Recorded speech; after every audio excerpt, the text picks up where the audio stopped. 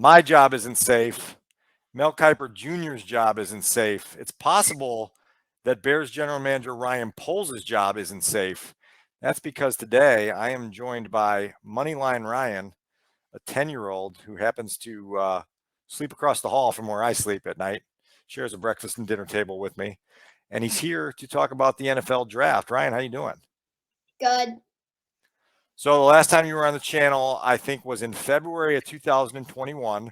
Yeah. That was before the Super Bowl, Bucks Chiefs, and I had you do a bunch of prognostications and predictions on prop bets that they were offering for the Super Bowl.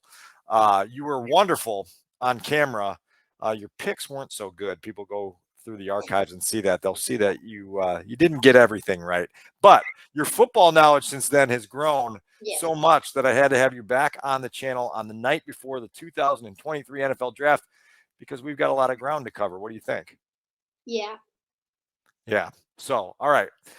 The reason I'm bringing you on, first of all, is because I learned here in the last couple of weeks that every morning when you're eating breakfast and you turn on SportsCenter or the NFL Network and watch Good Morning Football, that you're sort of watching what's on the TV, but more so you're reading the crawl and you're seeing everything that comes across the bottom of the screen. And I've kind of learned that you almost have, for our audience, a Rain Man quality to knowing everything that goes into your brain from the bottom of that television screen. And so last week you were asking me to name schools, right? What was the challenge you asked me to do?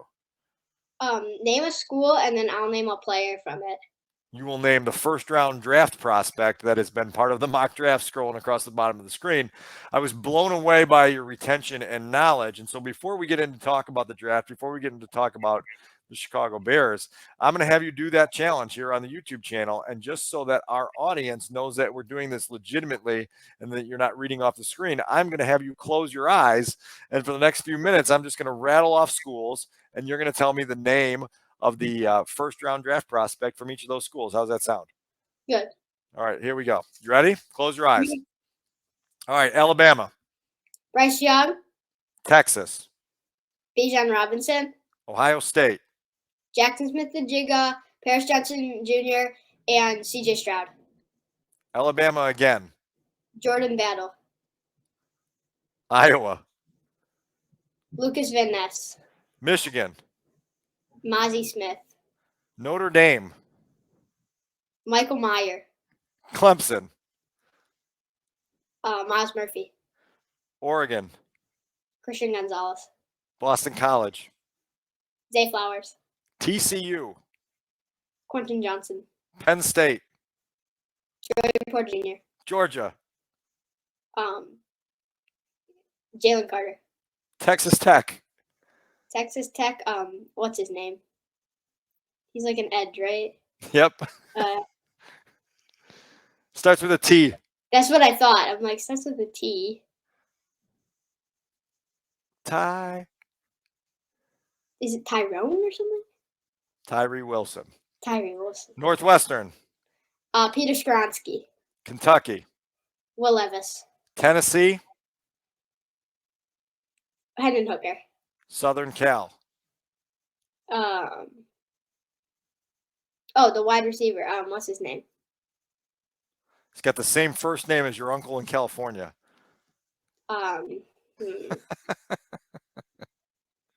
Jordan Addison. There you go. Pretty good. So the only one you missed there was Tyree Wilson. We rattled off a whole bunch through there. I was going to ask you for a couple more Ohio State guys, but you rattled them off all in succession. Jackson Smith-Njigba, CJ Stroud, and Paris Johnson Jr. Great work. So here's what I'm thinking. Like if we're through basically the first round prospects in 2023, by this time next year, you should have all 7 rounds of the draft memorized and be able to give the entire audience the entire mock draft. What do you think? Yeah. All right. So the moment of truth here, a little bit after you get home from your house league baseball game on Thursday night, you'll get in the door and the Bears will be on the clock with the number 9 overall pick in the 2023 NFL draft. If you were Ryan Poles, who are you picking at number 9? Peter Skoronski. Why? Because 1, he's from Northwestern. He's used to the weather here. And 2, they need to protect Justin Fields with his legs and his speed. And he needs to pass more now that they have DJ Moore and Allen Robinson will be healthy. Darnell Mooney, you mean, right? Oh yeah. Yeah. So you're going with Peter Skoronski. Did you know that Peter Skoronski went to the same high school that I did? Oh.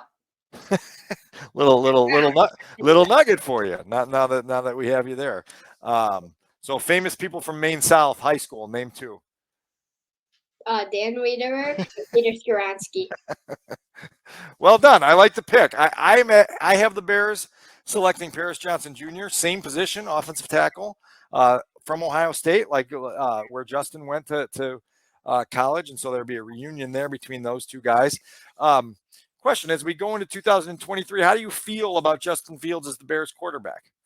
I think he has a lot of talent. He just he needs to pass a little bit more because his wide receivers weren't all great. They have some more weapons now, but sometimes he would just not try and then just run right away. And sometimes you gotta not always scramble and try to pass the ball because that's quicker. Pretty good, astute knowledge there. When you watch football and you see what Bryce Young is capable of, what do you think about Bryce Young? He's really smart and he has a lot of knowledge on where he should throw and when the receiver will be open and stuff like that. Yeah, so Bryce Young is probably going to be picked the number 1 pick by the Carolina Panthers. The Bears once owned that pick.